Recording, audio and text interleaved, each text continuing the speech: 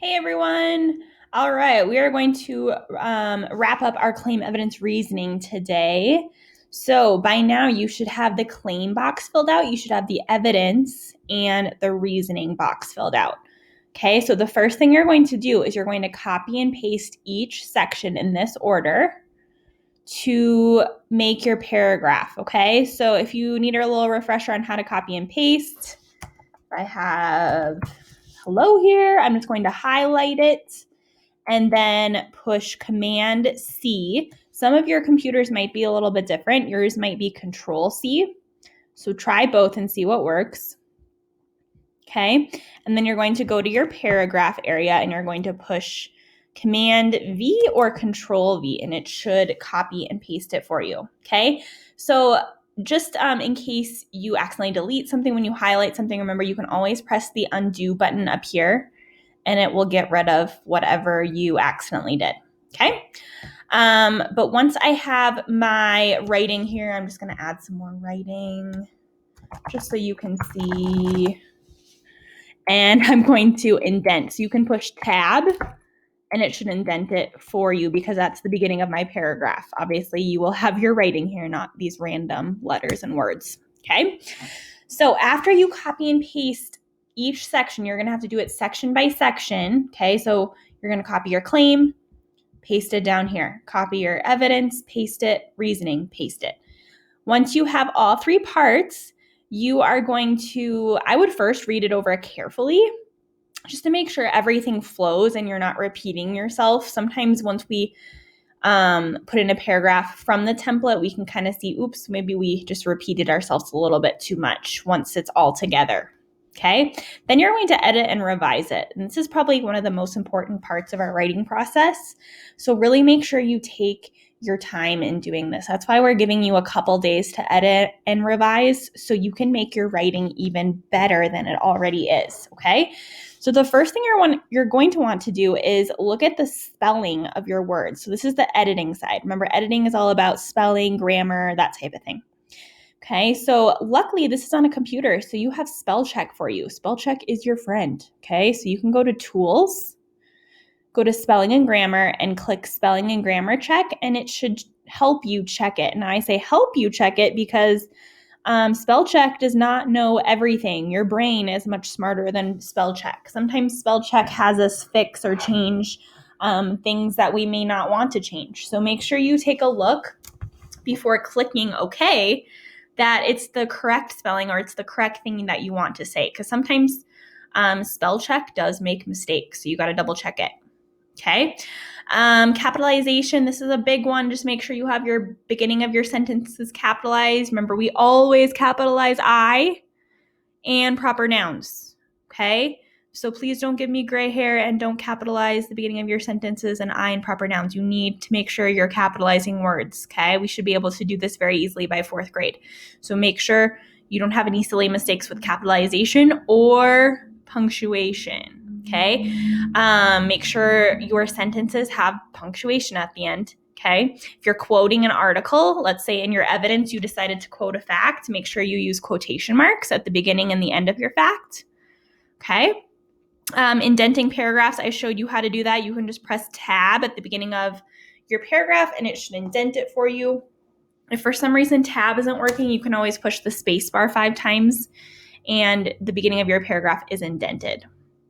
Okay, so remember, you just need to indent once per paragraph.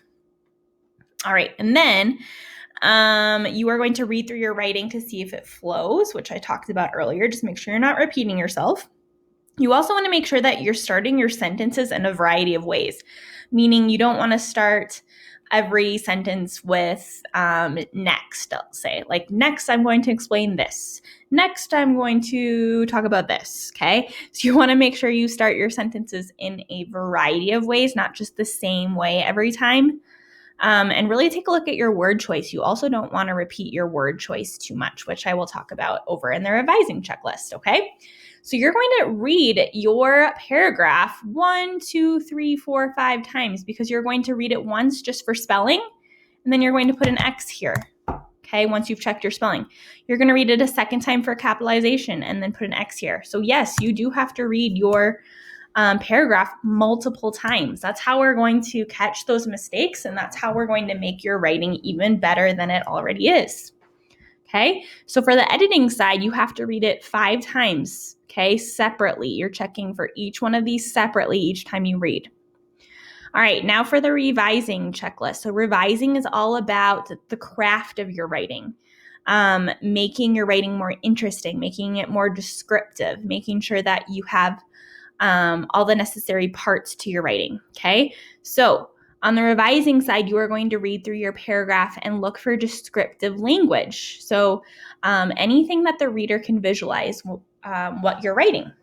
Okay, so descriptive language can be interesting adjectives. It can be a way that you really go into detail in your writing. So make sure at least in one spot you get really descriptive about something. Okay, maybe a certain feature of your structure that you built would be a great idea.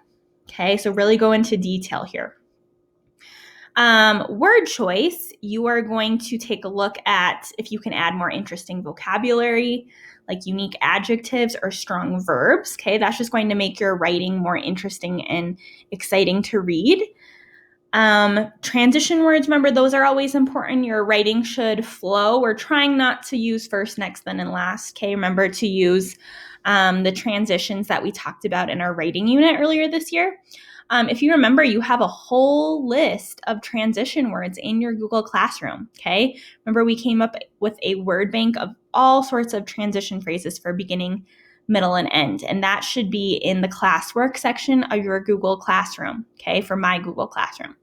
So take a look there, and you can use those transition words, or you can come up with your own transition words.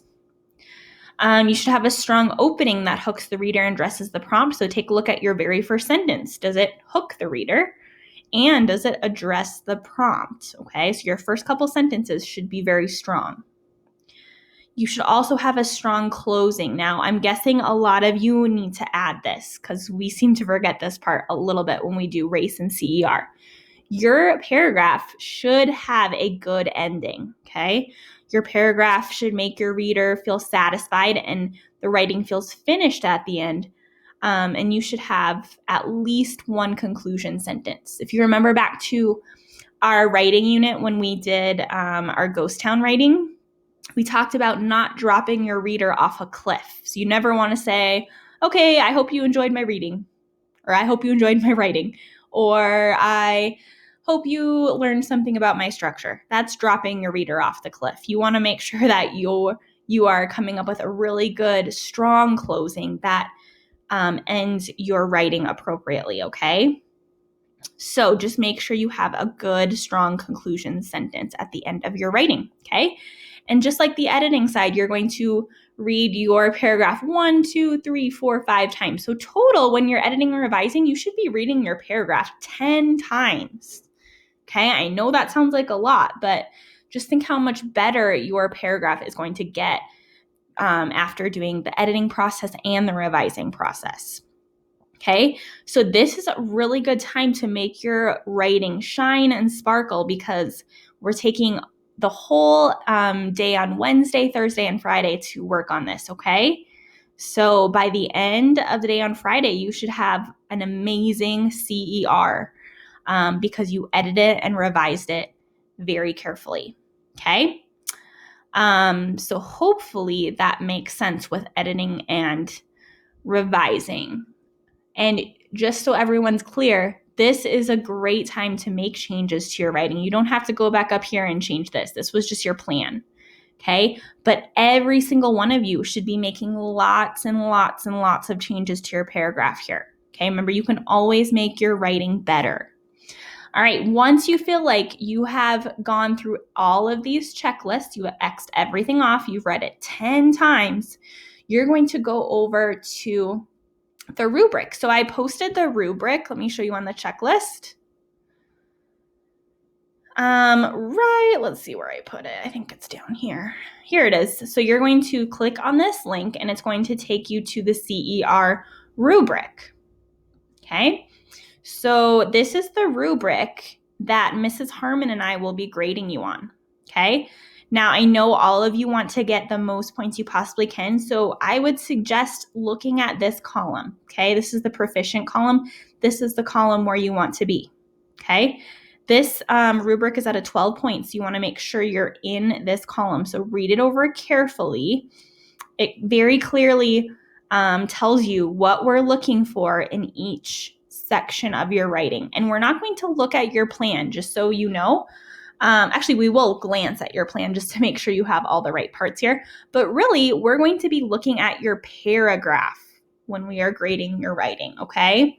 So yeah, we will be looking at your plan, but this stuff all comes from your paragraph. I hope that makes sense, okay?